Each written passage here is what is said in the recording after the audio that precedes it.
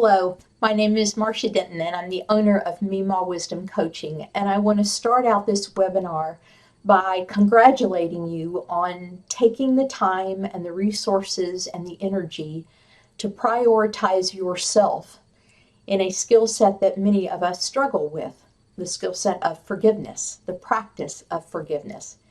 And that's the purpose of this webinar, is to really help you look at forgiveness.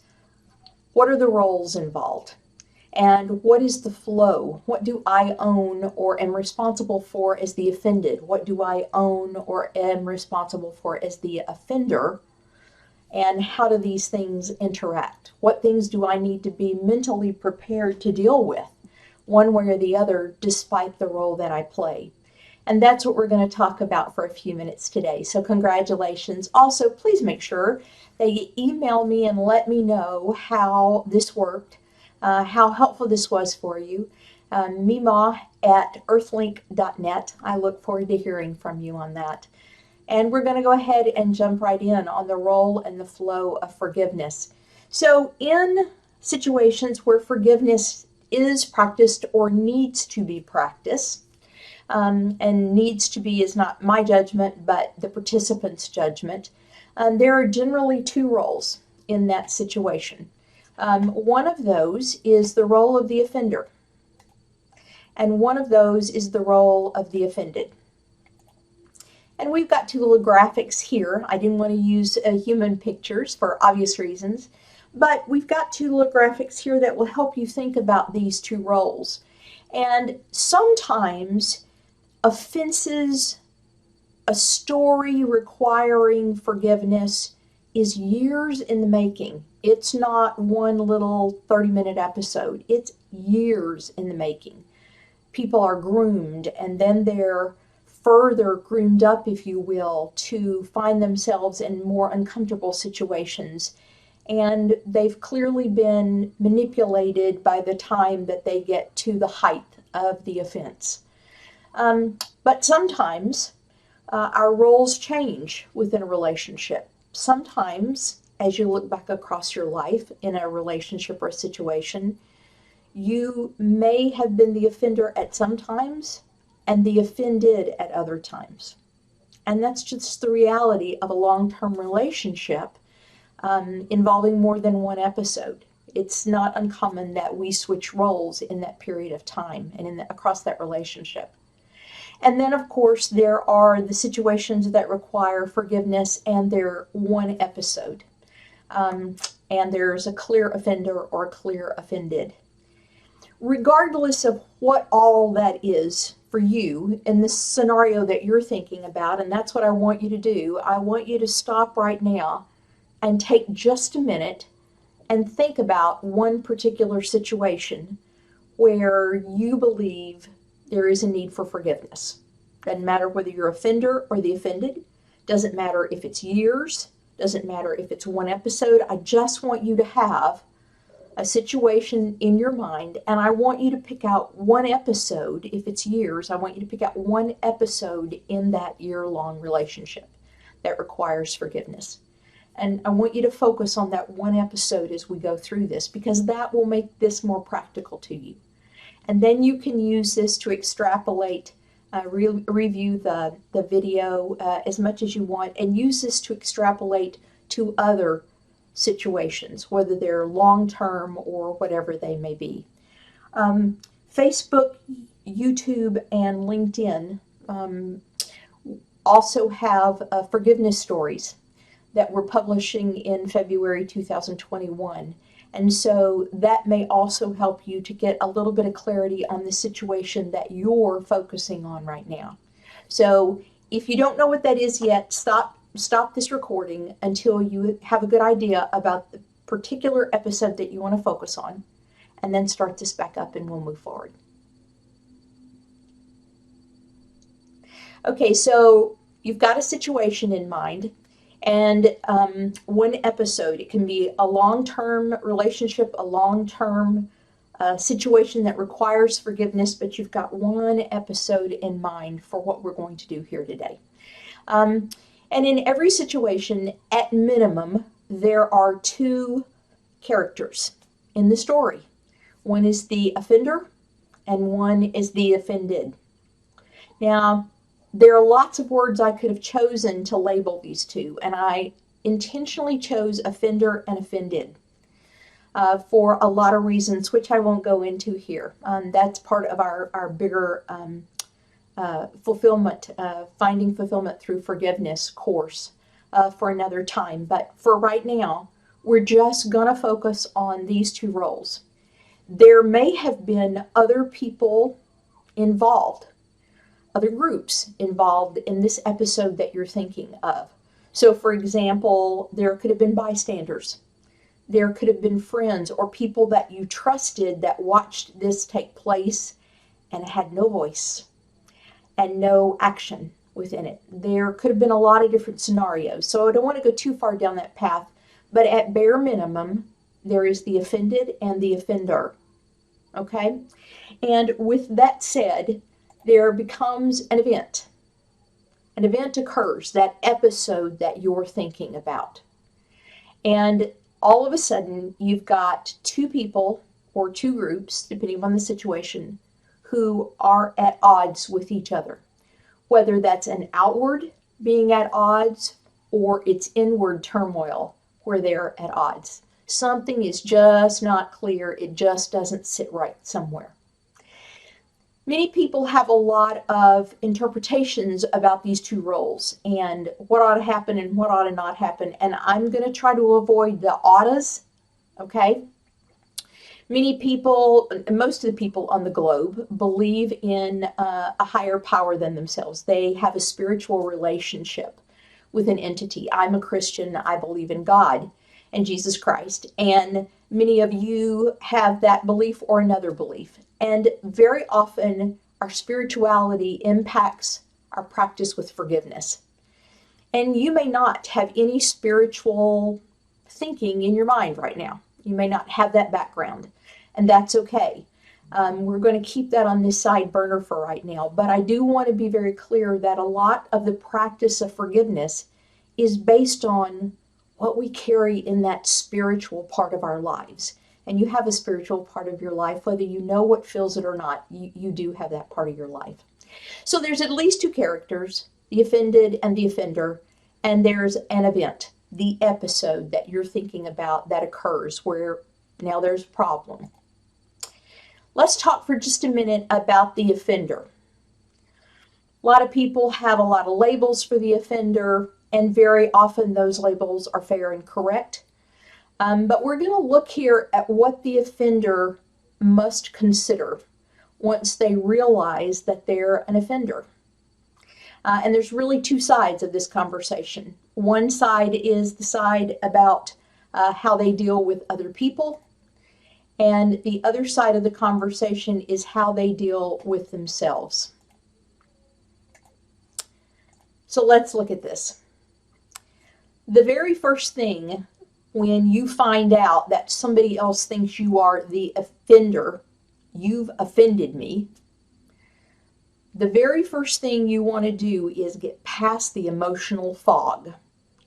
Because what we tend to do is become emotionally hijacked, and our emotions lead, our brain does not, our heart does not, our emotions get involved, and we begin to defend ourselves.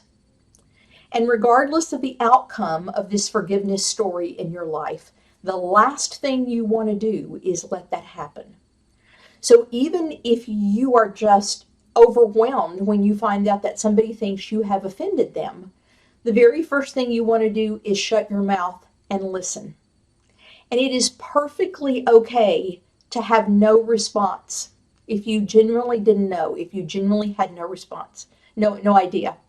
You can absolutely shut your mouth and listen to the offended party's story, because listening to that story is critical to how this is going to work and how you're going to move through it. And at the end of that story, you may very much need to say, I need to process this because I had no idea. And that is okay. But you want to consider the offended party's story. Eventually, you're going to want to seek forgiveness from the offended party. Now, it may be that you realize that you really did something, And it may be that you realize, how in the world would I have known that that would have bothered her? Something along those lines. Whatever that processing is, I want to encourage you to give yourself time to process, but not to the point where you ignore it or deprioritize it in your life.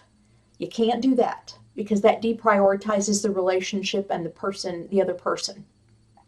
So you want to make sure that you prioritize it and that you reflect on it and that you give it fair, just evaluation. Don't let this be one of those times, well, I'm Marcia Perfect. No. You got to be real with yourself here. And so you're going to want to seek forgiveness from the offended party. And it may be that you want to seek forgiveness for what you did because you realized maybe that came across differently than I intended. That's not what I had in my head, but I can see how that might have offended you. It could have been, yes, I knew I was wrong when I did it, and I did it anyway, and I'm sorry, and I'm coming to you seeking forgiveness. It could be that, you know what, you've completely misinterpreted.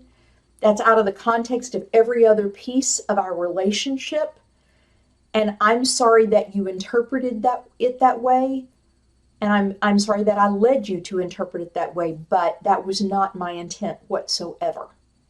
So I'm sorry that I left you in a position where that's how you interpreted it.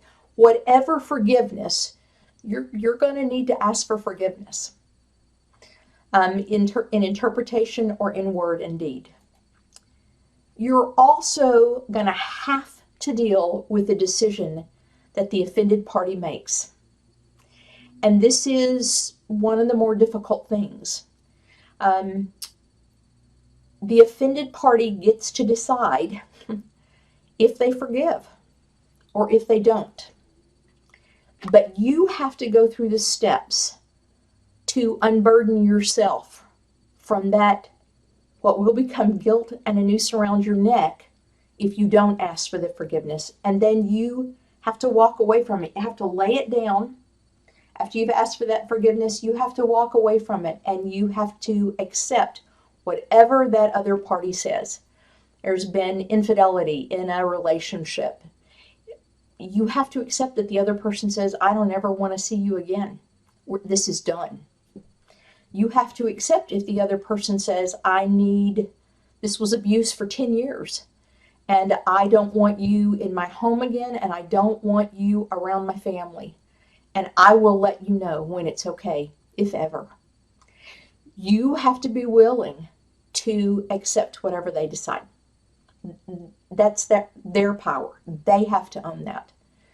But you have to deal with the decision after you've asked for the forgiveness, and then you're going to have to repeatedly forgive yourself over and over. One of the most difficult things about finding out that someone else believes that you're the offender in a situation, especially if you didn't know it, is that your wheels start turning, right?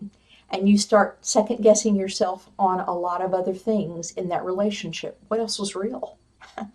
Were there other places where they thought this and I thought this? And so you're going to need to be able to stop and reflect and multiple times be willing to forgive yourself. Marcia, you've asked for forgiveness. You've done it genuinely. You haven't provided excuses for your behavior. You've simply asked for forgiveness. They've given you a response or not, but today I choose to forgive me for being me. I forgive me. And that will not be a one-time event, more than likely. The other side is how you deal with just yourself. These things on the left side here are all about how you're interacting with other people. And if there are bystanders or multiple other people around, you may have to ask forgiveness of those folks as well. It won't just be of that one person who sees themselves as the offended party. You may have to do that with a lot of people. But on the right side here, this is what you're going to have to do within yourself. You're going to need to forgive yourself repeatedly. And that's also going to be partnered with your continued reflection. Because you're going to start looking at this situation through new eyes, right? Through, how did I miss this? How did I not know that? I knew this, but I didn't know that, and I didn't put it together. Or you know what? I was just a selfish jerk for years. And yes, I did this. Now I've grown up a little bit and I'm not so stupid anymore. But wow, how do I expect them to forgive me when I can't forgive myself? And that's really the ultimate thing here. How do you ask anybody else to forgive you and really mean it if you're not willing to forgive yourself? And for those of you who have a strong spiritual connection in your life, how do you expect anyone else to forgive you if you don't forgive yourself, but your higher power has? And you know they have, because of what they've written or what you've learned about them. You have to be willing and able to forgive yourself. I'm not saying it's overnight. None of this is overnight. This may take years. This one little slide right here may take years, or it may take 15 minutes.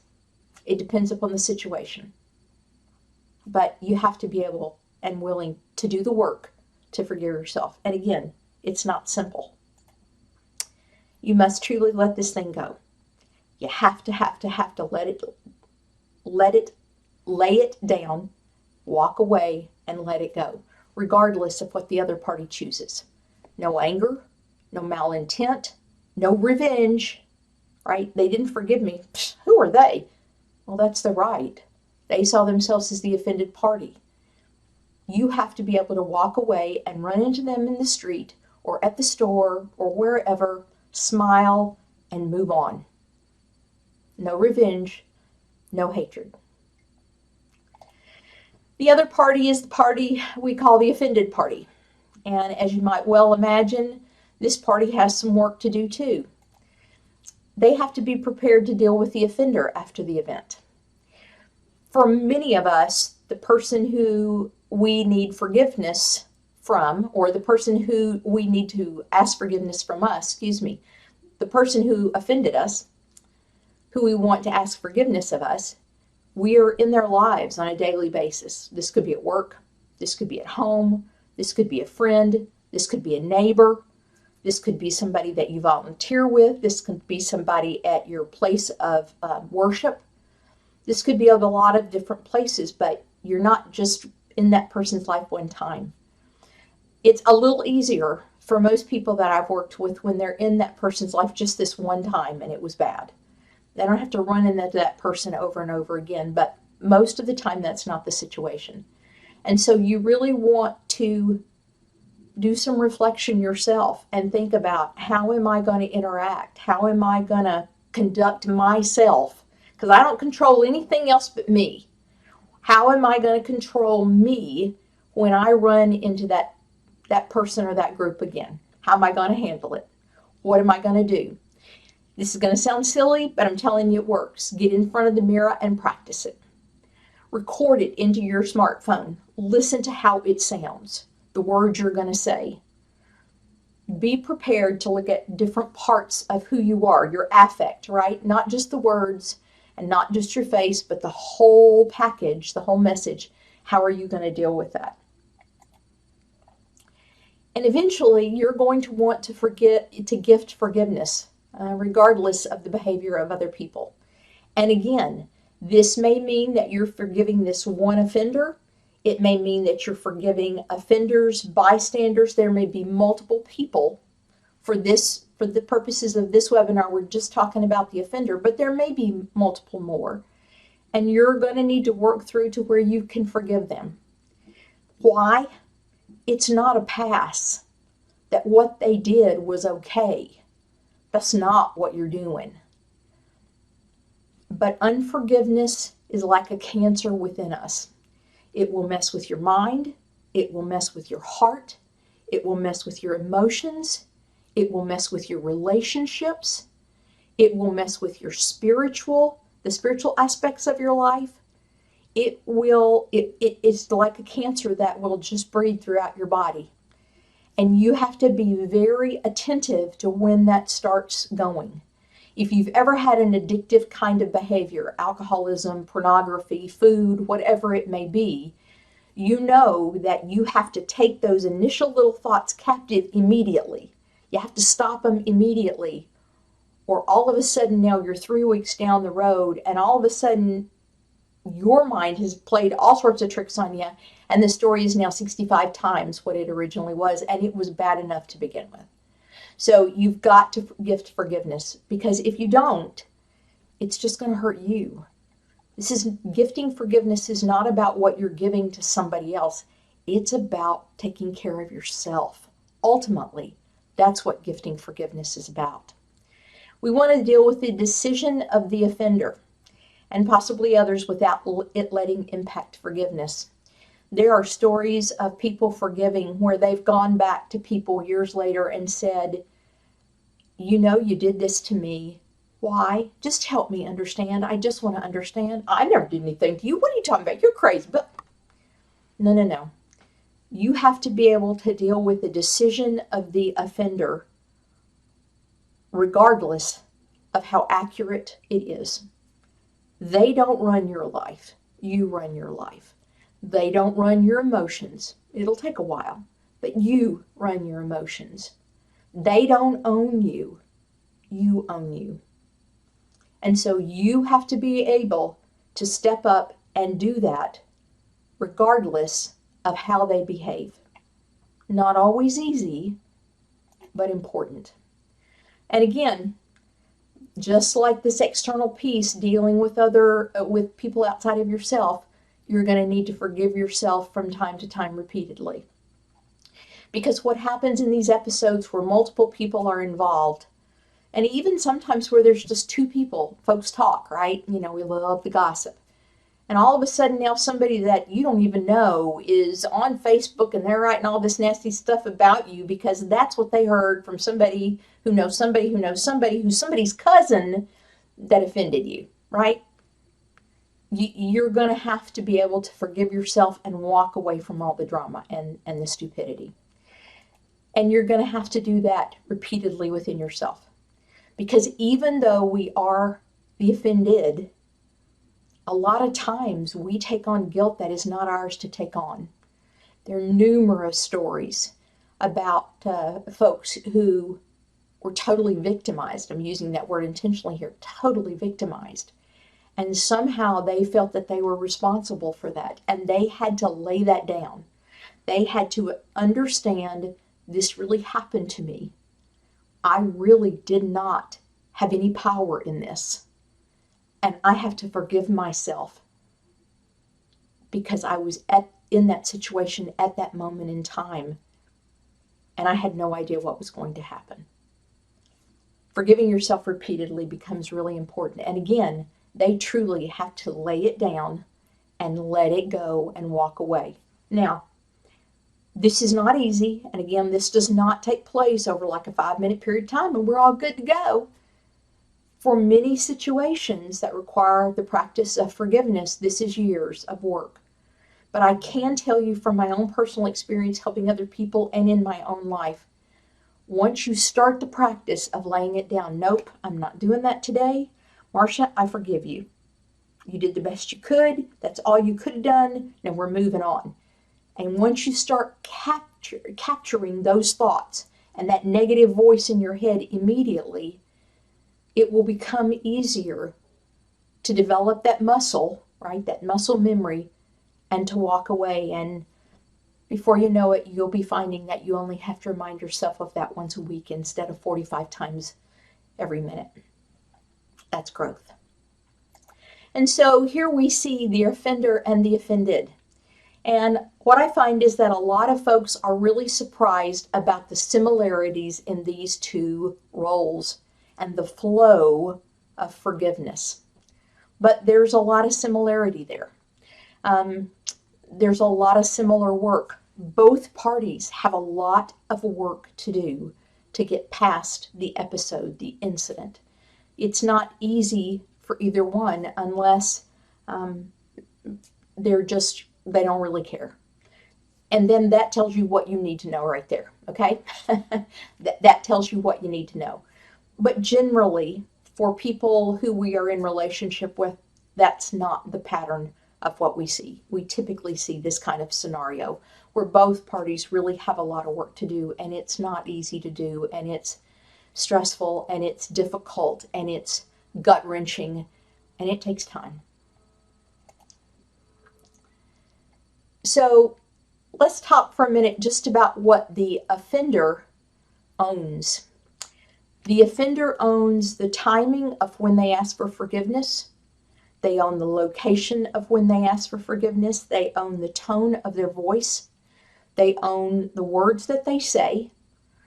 And they own the body language.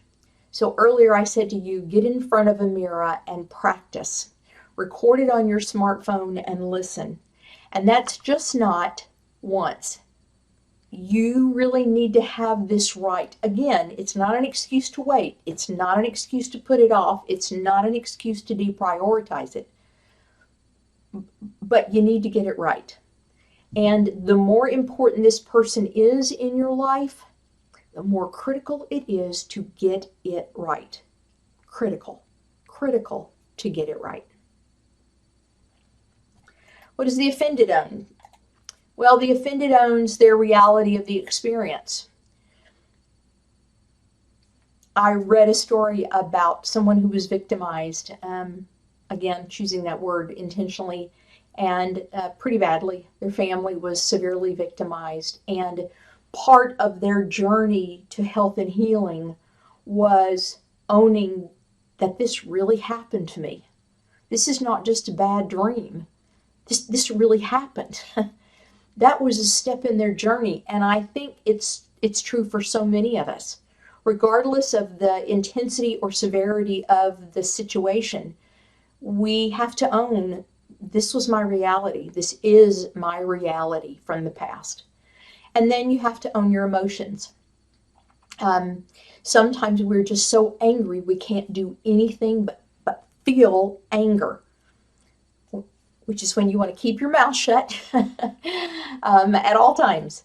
But you have to own the emotions. You have to go through the healing process, which includes dealing with the emotions and listening.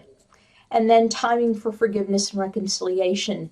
You as the offended party get to decide if you forgive, and if so, when. And if you allow reconciliation, to continue that relationship, and when. You have that responsibility. You have that power. Now, that party may have called you 64 times every day for the last 6 months because they offended you and they want you back in their life. But ultimately, that is your decision. That is your decision as the offended party, the timing for forgiveness and the timing for reconciliation if you choose to take the path of reconciliation. And then I want to encourage you to celebrate. May seem a little bizarre in this webinar, but you have to. You have to celebrate forgiveness and your growth with it. We all, most all of us, had horrible role models for forgiveness. We had horrible initial experiences of being the offender or the offended. We don't know how to deal with that. We get emotionally hijacked, and a lot of people never go through this process and learn to gift or ask for forgiveness because it's just so uncomfortable. So just going through the process and recognizing your growth in it, probably still growth to go. I certainly do have that. But recognizing your growth in it will help you a tremendous amount and will help you the next time. Every time you go through this and the practice of forgiveness and you improve your practice of forgiveness, again, regardless of the role you play, you should see some growth. You should be able to say, okay, what did I do better this time than I did last time? Oh, wow, Marcia, you got that tone of voice under control more quickly this time. And that's great. That's important. That's something important to celebrate because the practice of forgiveness is messy and it's painful. For a lot of people, regardless of the role that they play. And so you want to celebrate whenever you go through and you actually take the process of forgiveness and go through it and practice it. Even though you've got 16 things you want to improve and you've improved in one, you want to celebrate that one. That's important.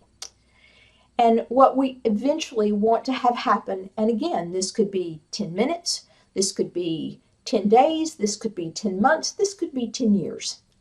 But eventually what we want to have happen is that that event that happened that was so painful and hurtful that required us to need forgiveness by both the offender and the offended, that event just goes away. It's always a part of you because you've grown and learned from it, but it's no longer the barrier between the parties that it once was. And ultimately, I want to remind you about a couple of things. You own who you allow in your life. Now, people say to me, no, Marsha, I really don't. This was my boss. And yeah, but you work there.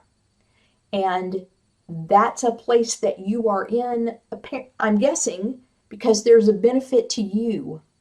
And so what I'm saying to you is, even if that's somebody that you can't get out of their sphere of influence, you can certainly begin to realize why you're there and why you have that person in your life, and you can help to distance them. You don't have to be the boss's best friend. You don't have to spend time after work with this person. You can begin to distance that a little bit. So you own who you allow in your life, and you own how deeply you allow them into your life. One of the things I had to learn, it was a very painful series of lessons, was around trusting the wrong people.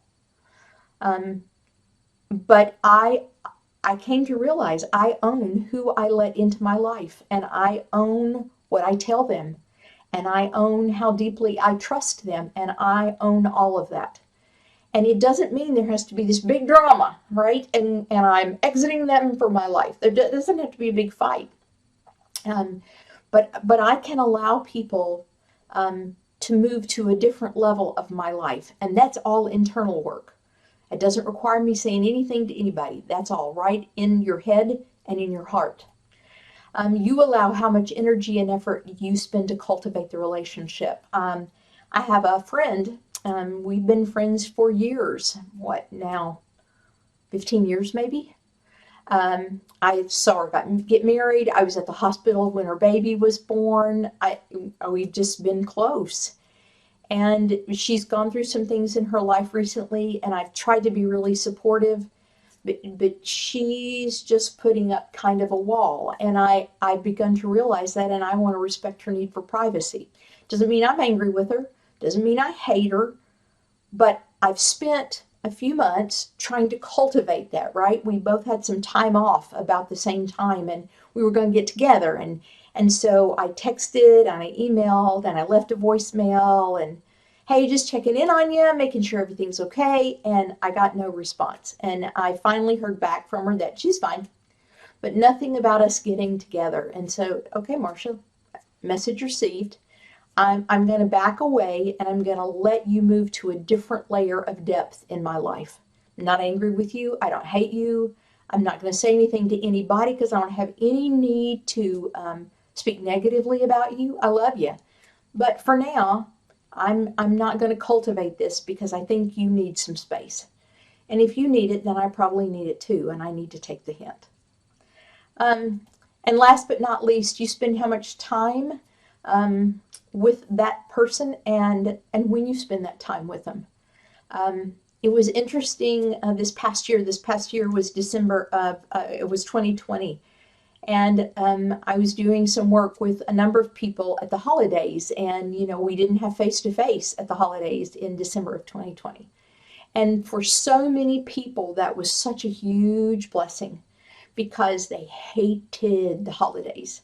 And they have to go home, and they have to spend this time here, and they have to spend that time there. And they set up WebEx or different kinds of electronic meetings, Duo, you know, Skype, whatever. And they got online and they just talked to each other, and they agreed on the time that they were going to get together so everybody was available. But then they had the rest of the day or the rest of the weekend or whatever it was. And it was such a relief to them in their lives. And so I just want to remind you, you choose how much time you spend with folks. And if you're saying, I'm spending this time with them and I don't really want to, then my question to you is why? Why are you doing it? Do you do it because you want or need the relationship, even though you don't want to spend the time on this day? Then think about how you can reschedule that. People have to own their own emotions, right? And yeah, there'll probably be some hurt feelings the more closely you're connected to these people. But you do have that right. You do have that right to choose how much time you spend with people and when you spend it with them. So a lot in the practice of this messy, a lot in this messy practice of forgiveness, a lot of time, a lot of stress, a lot of messiness. But you keep practicing, because the more you practice, the better you get. It's like any other muscle. It's like any other part of your life. The more you do it, the better you'll get. Notice those things. Identify where you're getting stronger and celebrate those wins, because we're all on a journey to improve our practice of forgiveness. Let me know how else I can help.